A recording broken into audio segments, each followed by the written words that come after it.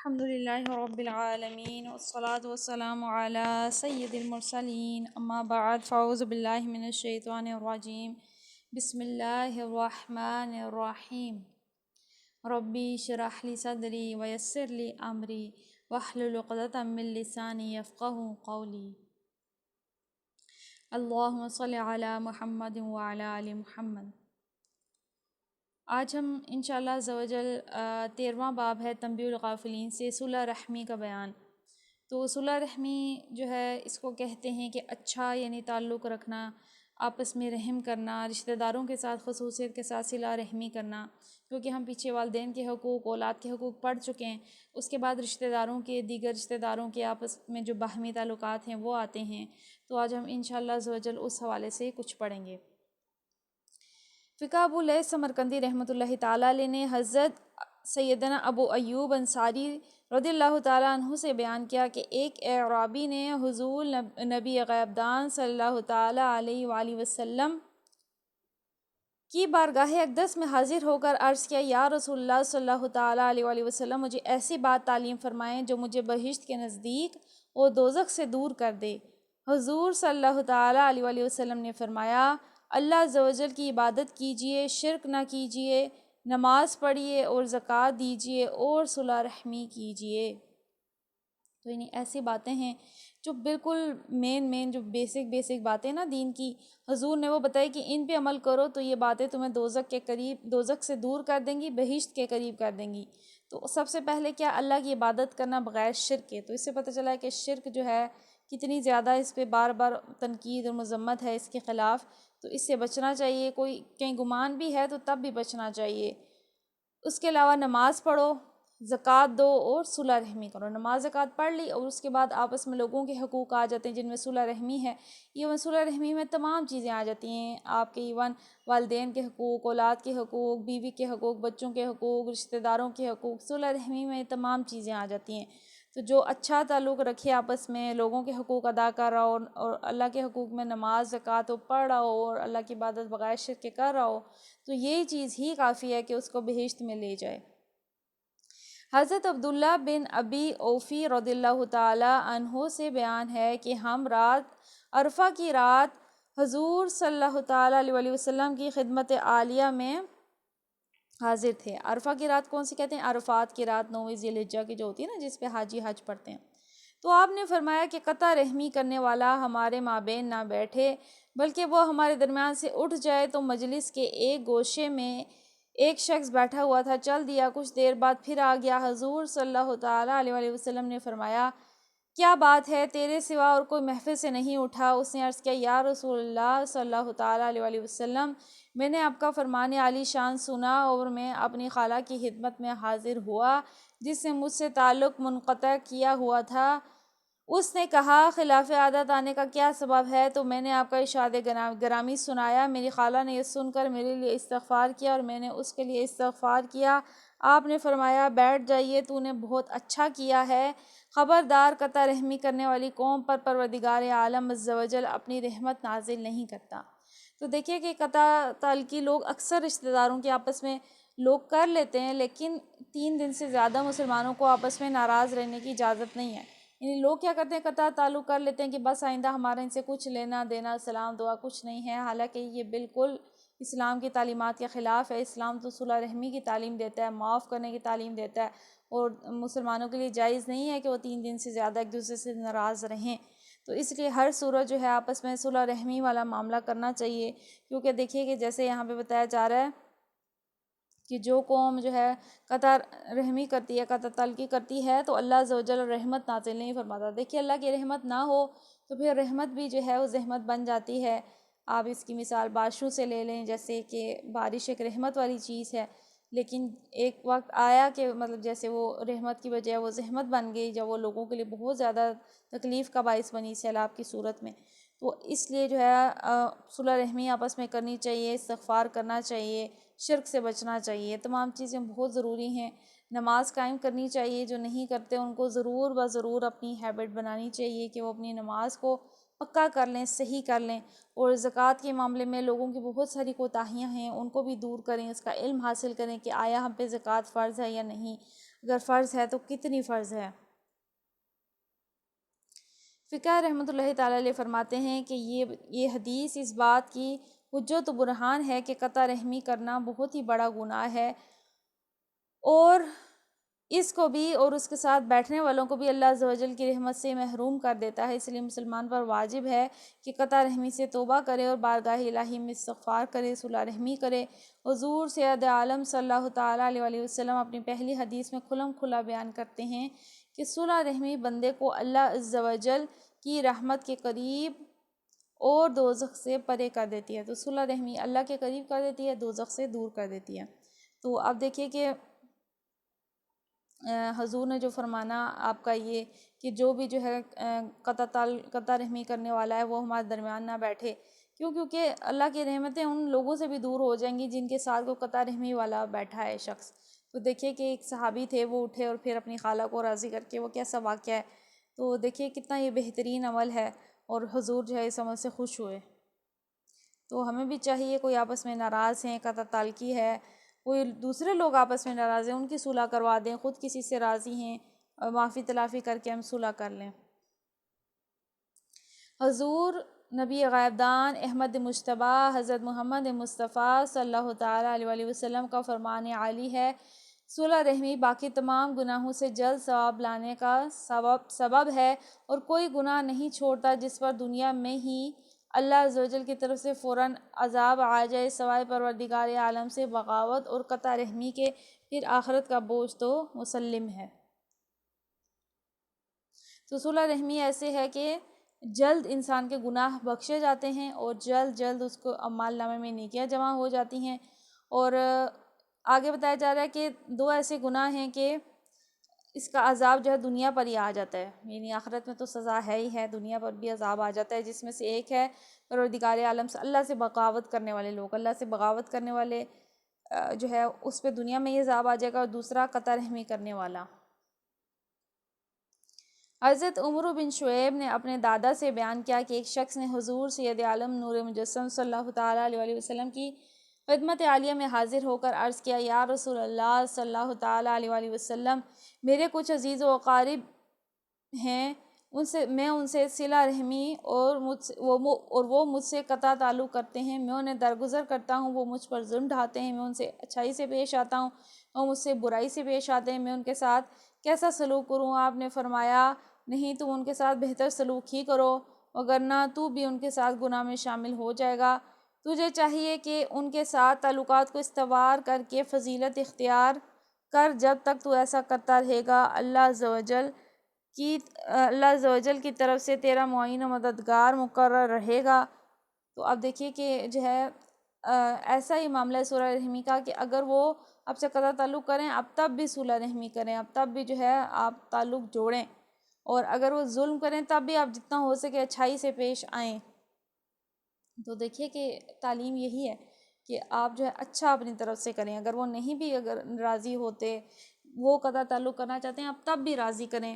آپ جو ہے یعنی اپنے تعلقات کو بہتر رکھیں، کیونکہ وہ تو گناہ کر ہی رہے ہیں قطع تعلقی کا، لیکن آپ اس گناہ میں مبتلا نہ ہوں۔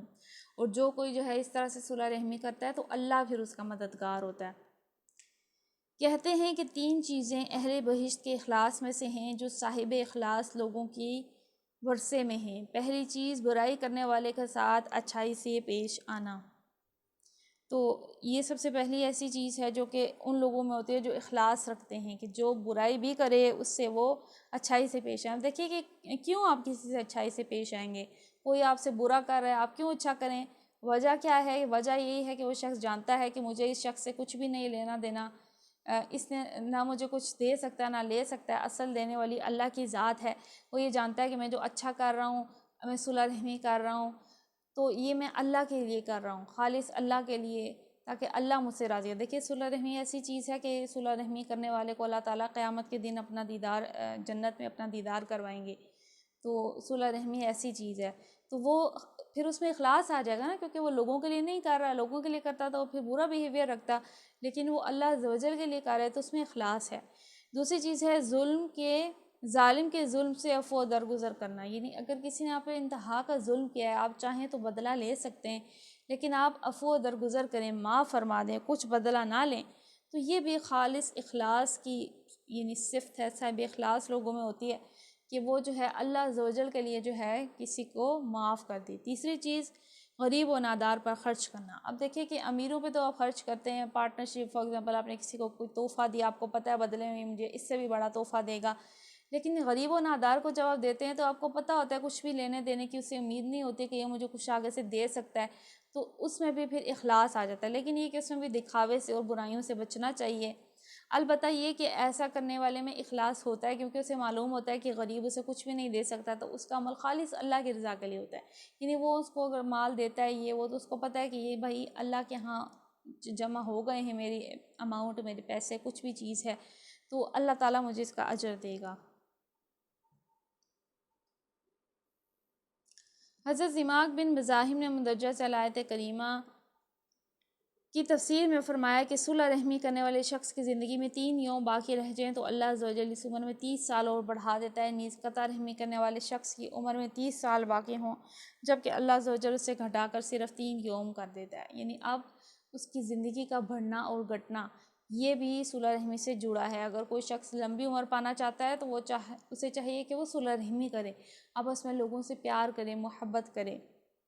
حضرت ثوبان رضی اللہ تعالیٰ عنہ نے بیان کیا کہ حضور صلی اللہ تعالیٰ علیہ وسلم نے فرمایا کہ تقدیر کو صرف دعا ہی سے روکا جا سکتا ہے اور عمر نیکی ہی سے بڑھتی ہے اور آدمی گناہوں میں مرتکب ہو کر رزق سے محروم ہو جاتا ہے۔ تو دیکھیے کہ کیا فرمایا کہ تقدیر دعا سے ہی رد ہوتی ہے، یعنی تقدیر میں ہو سکتا ہے کیونکہ لوح محفوظ میں تو اصل لکھا ہوا ہے، تو فرشتوں کے صحیفوں میں جو تقدیر لکھی ہے وہ تبدیل ہو جاتی ہے، تو وہ کس سے تبدیل ہوتی ہے؟ وہ ہماری دعاؤں سے جو ہے اللہ تبارک و تعالیٰ کچھ لکھا ہوا بدل دیتے ہیں۔ اور دوسرا فرمایا عمر نیکی ہی سے بڑھتی ہے، انسان نیکیاں کرے تو اس کی عمر، جیسے ہم نے پڑھا صلح رحمی کرنے والے کی عمر میں اللہ تبارک و تعالیٰ اضافہ عطا فرماتے ہیں۔ اور آدمی جو ہے جو گناہ کرتا ہے تو جو رزق اس کے حصے کا لکھا ہے اس کو ملنا تھا وہ اس کے گناہوں کی وجہ سے اس سے دور ہو جاتا ہے۔ حضرت عبداللہ بن عمر رضی اللہ تعالی عنہما سے بیان ہے کہ جو شخص اپنے پروردگار سے ڈرتا اور صلح رحمی کرتا ہے اللہ عز و جل اس کی عمر بڑھا دیتا ہے، اس کا مال بڑھ جاتا ہے اور اس کے اہل خانہ اس سے انس کرتے ہیں۔ تو اب دیکھیے کہ جو شخص اللہ سے ڈرتا ہے، رشتہ داروں سے بھی اچھا سلوک کرتا ہے، نہیں وہ نیکیاں کرتا ہے، تو اللہ اس کی عمر میں اضافہ عطا فرما دے گا، اس کا مال بھی بڑھ جائے گا اور اس کے جو رشتہ دار ہیں اس سے محبت کرنے لگیں گے۔ تو یہ آج ہم نے سنا صلح رحمی کے حوالے سے، انشاءاللہ عز و جل مزید کچھ اگلے ہفتے سنیں گے۔ آپ مجھے یہ بتا دیں کہ دعا آپ نے یاد کر لیا یا ابھی آپ کو مزید ٹائم چاہیے؟ کل ہم نے جو رکوع کی دعا پڑھی تھی کر لیے جی جی سبحان ذی الجبروت والملکوت والکبریاء والعظمت۔ سبحان اللہ عز و جل۔ تو یہ دعا ہے رکوع میں بھی پڑھنے والی ہے اور یہ سجدے میں بھی پڑھنے والی ہے، تو بہت پیاری دعا ہے یہ بھی۔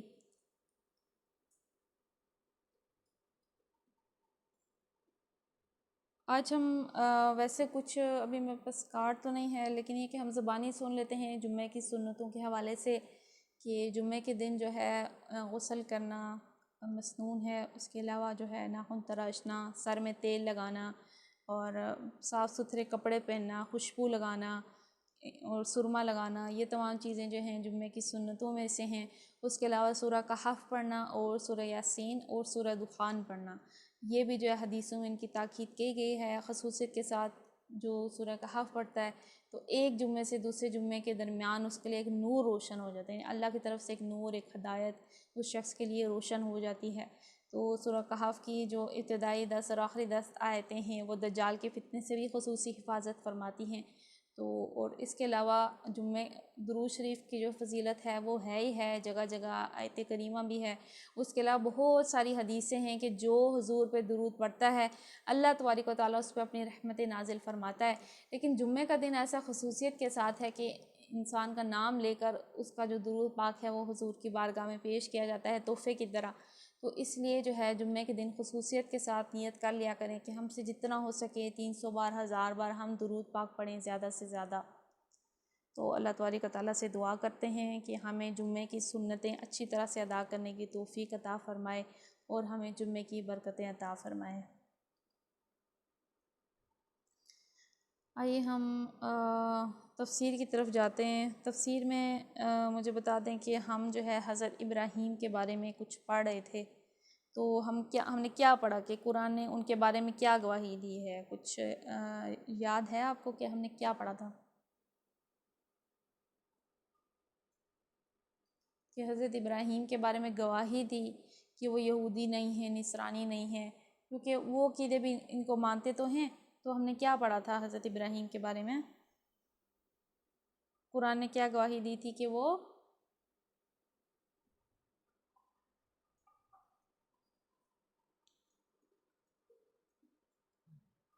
قرآن نے گواہی دی تھی کہ وہ پچھلی آیت میں ہم نے پڑھا تھا کہ وہ نہ ما کان ابراہیم یہودیا ولا نصرانیا ولکن کان حنیفا مسلما وما کان من المشرکین۔ تو اس میں جو ہے اللہ تبارک و تعالیٰ نے حضرت ابراہیم کا جو صحیح عقیدہ ہے وہ اس آیت میں جو ہے کلیئر کیا ہے کہ ابراہیم نہ تو یہودی ہیں نہ نصرانی ہیں، کیونکہ یہودی بھی کہتے ہیں ابراہیم ہمارے، نصرانی بھی کہتے ہیں ابراہیم ہمارے، اور عمل ان کے غلط اور دین ان کا جو ہے اس میں انہوں نے غلوف کیا، اس میں شرکی عقائد داخل کیے، بدعتیں داخل کیں۔ تو اب یہاں اللہ تبارک و تعالیٰ کلیئر کر رہے ہیں کہ نہ وہ ابراہیم یہودی تھے نہ نصرانی تھے۔ کیوں؟ کیونکہ اس کی وجہ بھی ہم پیچھے پڑھ چکے ہیں۔ اس کی وجہ یہ تھی، آیت نمبر 65 میں ہم نے پڑھی تھی، اس کی وجہ یہ تھی کہ ابراہیم کے بارے میں تم ہم سے جھگڑتے ہو، حالانکہ تورات اور انجیل تو ان کے بعد نازل ہوئے، یعنی یہ تو ابراہیم علیہ السلام تو بہت پہلے کے تھے، ان کے بعد دیکھیے کہ انہیں سے نسل چڑھی یعقوب اور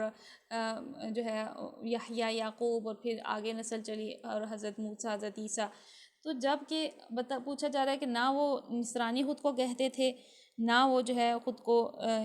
یہودی کہتے تھے، عیسائی کہتے تھے، تو وہ خود کو کیا کہتے تھے؟ وہ مسلمان تھے، کہ وہ حنیفاً مسلمن۔ تو اللہ تبارک و تعالیٰ نے اس آیت میں ان کی نشانی کلیئر کی تھی کہ نہ وہ یہودی تھے نہ نصرانی تھے، بلکہ وہ یکرو مسلمان تھے۔ مسلمان اس کو کہتے ہیں جو اللہ کے ہاں اپنی مرضی کو جھکا دے۔ اور پھر اللہ نے ایک بات کلیئرلی بتائی کہ وما کان من المشرکین، کہ تمہارے عقیدے میں تو شرک داخل ہے، تم حضرت عیسیٰ کے بارے میں غلط عقائد رکھتے ہو۔ تو اللہ نے کلیئر کر دیا کہ وما کان من المشرکین، اور مشرکین میں سے نہیں تھے۔ دیکھیے وہ شرک کو ہی تو ختم کرنے آئے تھے، ان کے لوگ بت پرستی کرتے تھے، کسی نہ کسی فارم میں شرک کرتے تھے، یہ اسی کے لیے تو آئے تھے۔ تو اللہ تبارک و تعالیٰ نے اس آیت میں کلیئر کیا حضرت ابراہیم کے بارے میں کہ وہ یہودی نصرانی نہیں تھے، یک روح، ایک جو ہے حنیفاً مسلمن تھے، اور وہ مشرکین میں سے بھی نہیں تھے۔ آگے ہے آیت نمبر 68۔ اعوذ باللہ من الشیطان الرجیم، بسم اللہ الرحمن الرحیم۔ إِنَّا أَوَّلَ النَّاسِ بِإِبْرَاهِيمَ لَلَّذِينَ اتَّبَعُوهُ وَهَٰذَا النَّبِيُّ وَالَّذِينَ آمَنُوا وَاللَّهُ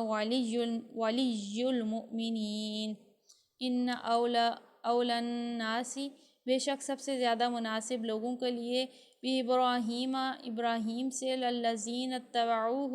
وہ لوگ جنہوں نے پیروی کی، وَهَٰذَا النَّبِيُّ، اور اس نبی کی، وَالَّذِينَ آمَنُوا، اور وہ لوگ جو ایمان لائے، وَاللَّهُ وَلِيُّ الْمُؤْمِنِينَ، اور اللہ دوست ہے مومنوں کا۔ ابراہیم سے نسبت رکھنے کا سب سے زیادہ حق اگر کسی لوگوں کو پہنچتا ہے تو ان لوگوں کو پہنچتا ہے جنہوں نے اس کی پیروی کی، اور اب یہ نبی اور اس کے ماننے والے اس کی نسبت زیادہ حقدار ہیں۔ صرف انہی کا حامی و مددگار ہے جو ایمان رکھتے ہیں۔ اب دیکھیے کہ حضرت ابراہیم علیہ السلام ایسے ہیں کہ ان کے بارے میں ہر کوئی گمان رکھتا تھا کہ ہم ابراہیم کے عقیدے پر ہیں اور ابراہیمک فیتھ پہ ہم ہیں۔ اس طرح سے جو ہے وہ لوگ انجیل، زبور پڑھنے والے آج بھی کہتے ہیں کہ ہم ابراہیمک فیتھ پر ہیں، لیکن اللہ تبارک و تعالیٰ نے پھر کلیئر کیا کہ وہ جو ہے تم شرک بھی کرتے ہو، تم بہت سارے گناہ بھی کرتے ہو، جبکہ ابراہیم تو اس دین پہ نہیں تھے۔ پھر اللہ تبارک و تعالیٰ نے کلیئر کیا کہ تم ان کے حقدار نہیں رہے، تم نے اپنے گناہوں کی بنا پر، اپنے دین میں تبدیلی کرنے کی بنا پر، اپنی کتابوں میں تحریفیں کرنے کی بنا پر، دین میں بدعتیں داخل کرنے کی بنا پر تم اس کے اب حقدار نہیں رہے، بلکہ ابراہیم کو زیادہ حق ان لوگوں کو پہنچتا ہے جنہوں نے اس کی پیروی کی، یعنی اس نبی کی پیروی کی، یعنی ہمارے آخری نبی حضرت محمد مصطفیٰ صلی اللہ تعالیٰ علیہ وسلم، ان کی جو لائی ہوئی کتاب ہے، جو اللہ کی طرف سے برحق ہے، جو تحریف سے بالکل پاک ہے، وہ لوگ اس کے ماننے والے وہ ابراہیم کے بارے میں زیادہ حق رکھتے ہیں، یہ اللہ تبارک و تعالیٰ نے کلیئر کیا ہے۔ اور پھر اللہ نے یہ بھی بتایا کہ اللہ انہی کا مددگار ہے، انہی کا حامی ہے جو ایمان رکھتے ہیں۔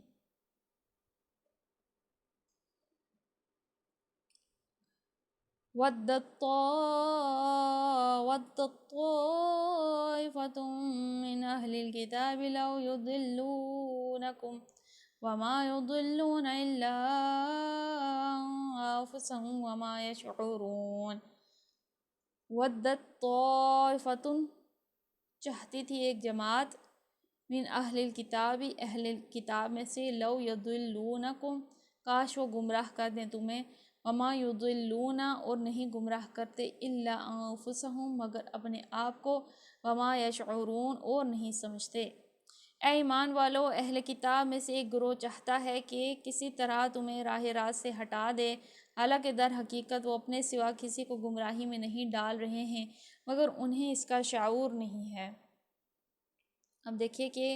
اب ان کی کیا خواہش ہوتی ہے کہ ہم، وہ ظاہر ہے اس دین کو تو مانتے نہیں، اس دین کو تو قبول نہیں کرتے، تو ان کی کیا ہوتی ہے کہ ان کو بھی دین حق سے ہٹا دیں، ان کو بھی گمراہ کر دیں۔ تو اللہ تبارک و تعالیٰ کلیئر کر رہا ہے کہ جو ایسا کرتا ہے وہ اپنے آپ کو، دراصل وہ اپنے آپ کو محروم رکھ رہا ہے ایک حق سے، روشنی سے، اس نور سے محروم رکھ رہا ہے، وہ غلط عقیدے پہ ہے، اور خود تو وہ گمراہ ہے ہی ہے، وہ یہ چاہتا ہے کہ تمہیں بھی گمراہ کر دے۔ تو اللہ تبارک و تعالیٰ فرما رہا ہے کہ وہ حقیقت میں اپنے آپ کو ہی گمراہ کرتے ہیں، مگر وہ اس کا شعور نہیں رکھتے۔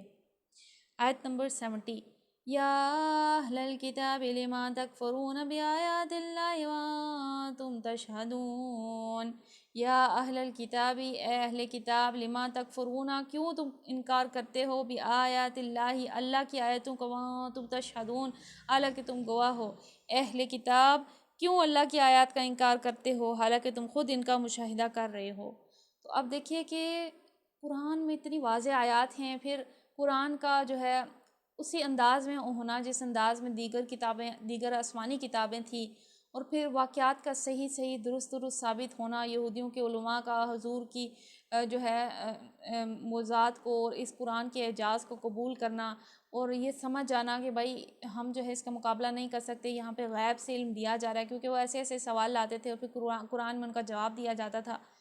پھر اللہ تبارک و تعالیٰ پوچھ رہا ہے اہل کتاب سے کہ اہل کتاب تم ایسا کیوں کرتے ہو، تم ان آیات کا انکار کیوں کرتے ہو، حالانکہ تم خود ان کا مشاہدہ کر رہے ہو۔ اب دیکھیے اس میں اللہ کی کتنی محبت شامل ہے، اللہ تبارک و تعالیٰ خود جو ہے پوچھ رہے ہیں۔ اب دیکھیے کہ دعوت دینے کا طریقہ یہ نہیں ہے، اس لیے دین میں کہتے ہیں کہ اچھے طریقے سے، اچھے الفاظ میں آپ دعوت دیں، اور ہمارے یہاں ہوتا ہے نا بہت زیادہ نفرت، اور اس طرح سے یعنی کہ بالکل ہی کافر بنا دینا یہ وہ، جبکہ اللہ تبارک و تعالیٰ اہل کتاب کی ٹائٹل اللہ نے ان کو دیا ہے، جو بھی یہودی ہیں، عیسائی ہیں، اور پھر انہیں بار بار تنبیہات کی ہیں۔ تو اگر کسی کا کوئی واقعی دین کی طرف ہے، کیونکہ زیادہ تر لوگ خود کو کہتے تو ہیں کہ ہم عیسائی ہیں، کرسچین ہیں، لیکن وہ اصل میں ایتھسٹ ہیں، لیکن اگر کوئی واقعی ہی صحیح معنوں میں دین کی طرف ہوتا ہے، تھوڑا اس کا چرچ کی طرف انٹرسٹ ہوتا ہے، بائبل کی طرف، دین کی طرف، تو ایسے بندے کو آپ مولڈ کر کے اسلام کی طرف لا سکتے ہیں، ایسے بندے کو آپ تنبیہ کر سکتے ہیں۔ اس کی وجہ کیا ہے کہ وہ دین کے قریب ہے، اگر وہ اس میسج کو تھوڑا بہت سمجھتا ہے تو پھر قرآن کو بھی قبول کر لے گا۔ تو رہے وہ لوگ جو بالکل ہی اندھے بنے، جو بالکل ہی طاغوت کے راستے پر چل پڑیں، تو ان کا تو کچھ نہیں ہو سکتا۔ تو آئیے اس کی تفسیر میں پڑھتے ہیں، کیا یہ فرما رہے ہیں کہ دوسرا ترجمہ اس فقرے کا یہ بھی ہو سکتا ہے کہ تم خود گواہی دیتے ہو، دونوں صورتوں میں نفس مانی پر کوئی اثر نہیں پڑتا، دراصل نبی صلی اللہ تعالیٰ علیہ وسلم کی پاکیزہ زندگی اور صحابہ کرام کی زندگیوں پر آپ کی تعلیم و تربیت کے حیرت انگیز اثرات اور وہ بلند پایہ مضامین جو قرآن میں ارشاد ہو رہے ہیں، یہ ساری چیزیں اللہ تعالیٰ کی ایسی روشن نشانیاں تھیں جو شخص انبیاء کے حوال اور کتب آسمانی کے طرز سے واقف ہو، اس کے لیے ان آیات کو دیکھ کر حضرت کی نبوت میں شک کرنا مشکل ہی ہے۔ تو اب دیکھیے کہ جیسے میں نے بتایا کہ جو لوگ تھوڑا چرچ سے قریب ہیں، جو لوگ تھوڑا بائبل کتابیں پڑھتے ہیں، تو صحیفے پڑھتے ہیں، تو وہ لوگ تھوڑا سمجھ جائیں گے کہ واقعی اس قرآن میں ایسا اعجاز ہے، ایسی چیزیں ہیں کہ یہ برحق ہے۔ تو ظاہر ہے جو اندھا بننا چاہے اس کا تو کچھ نہیں ہو سکتا۔ پھر وہاں کے جو کفار تھے ان کے پاس نشانی کے طور پہ حضور کی ذات، پھر صحابہ جو کہ بالکل ہی جو ہے ایک عام سی زندگی گزار رہے تھے، ان کی زندگیوں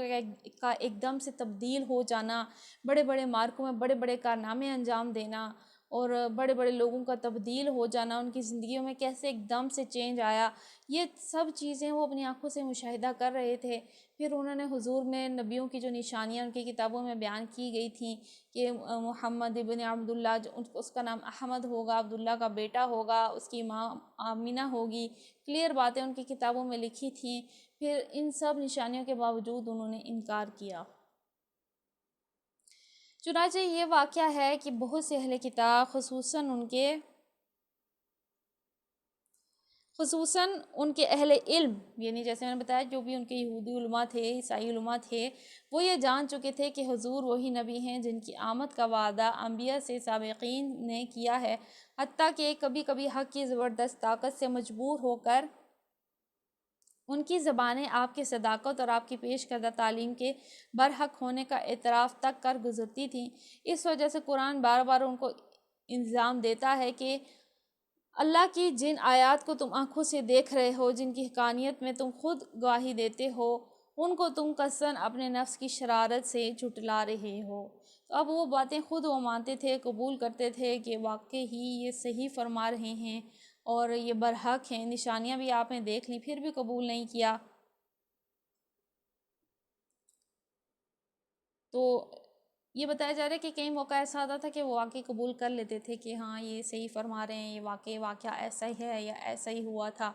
تو ان کی اپنی زبانوں سے یہ اعتراف نکل آتا تھا، لیکن وہ اپنے ضد انات کی وجہ سے وہ اس کو قبول نہیں کیا، ان کو ایمان کی توفیق حاصل نہیں ہوئی۔ تو یہ بھی اپنا اپنا نصیب ہے، کس کو حق کی جو ہے طلب ہو اور وہ جو ہے اس کو قبول کر لے۔ آیت نمبر 71، یا اہل الکتاب لما تلبسون الحق بالباطل وتکتمون الحق وانتم تعلمون۔ یا اہل الکتاب لما تلبسون، اہل کتاب کیوں تم ملاتے ہو الحق کو بالباطل، سچ کو جھوٹ کے ساتھ، وتکتمون الحق اور تم چھپاتے ہو حق کو، وانتم تعلمون حالانکہ تم جانتے ہو۔ اہل کتاب کیوں حق کو باطل کا رنگ چڑھا کر متشابہ بناتے ہو، مشتبہ بناتے ہو، کیوں جانتے بوجھتے حق کو چھپاتے ہو۔ تو اب دیکھیے کہ ان سے سوال ہو رہا ہے کہ اب ان کو بھی پتہ ہے کہ یہ قرآن برحق ہے اور اس میں جو جو تذکرے ہیں، جس طرح سے بیانات ہیں، پھر حضور کی زندگی، حضور کی آمد، حضور کا آنا، دین کا دور دور تک پھیل جانا۔ آج کے دور میں بھی کوئی ہے تو اس کو تو ہسٹری معلوم ہی ہوگی، اسلام کی کیا ہسٹری رہی ہے، کیسے اسلام ایک دم سے پھیلا، کیسے کیسر و کسریٰ صحابہ نے فتح کیے، کیسے انہوں نے بڑی بڑی اپنی جانوں کے نذرانے پیش کیے۔ تو اب جو ہے ان سب کے باوجود کوئی حق قبول نہ کرے تو اللہ تبارک و تعالیٰ جو ہے پوچھ رہا ہے کیوں تم باطل کا رنگ چڑھاتے ہو حق پر، حق بات کلیئر آ گئی ہے تمہارے پاس، تو تم حق کو جانتے ہوئے کیوں جو ہے اپنی جو ہے جان بوجھ کر اس کو چھپاتے ہو۔ تو اللہ تبارک و تعالیٰ سے دعا کرتے ہیں آج کی کلاس میں ہم نے جو بھی پڑھا، تفسیر میں پڑھا، جو بھی ہم نے درس پڑھا صلح رحمی کے بارے میں، اور جو ہم نے جمعے کی سنتیں ہم نے پڑھی سنی، اللہ تبارک و تعالیٰ ہمیں عمل کرنے کی توفیق عطا فرمائے، ہمیں آج کے دن کی برکتیں عطا فرمائے، ہمیں زیادہ سے زیادہ درود پاک پڑھنے کی توفیق عطا فرمائے، ہمیں باتوں کا ذوق و شوق عطا فرمائے، ہماری غلطیوں کو تاہیوں سے درگزر فرمائے اور ہمیں اس علم کے سفر کو جاری رکھنے کی توفیق عطا فرمائے۔ آمین بجاہ النبی الامین صلی اللہ تعالیٰ علیہ وآلہ وسلم۔ الصلاۃ والسلام علیک یا رسول اللہ، الصلاۃ والسلام علیک یا حبیب اللہ، سبحانک اللہم ربنا وبحمدک، اللہم اغفر لی، اللہم اغفر لی، اللہم اغفر لی، بسم اللہ الرحمن الرحیم، وصلی اللہ علی محمد۔ السلام علیکم ورحمۃ اللہ وبرکاتہ۔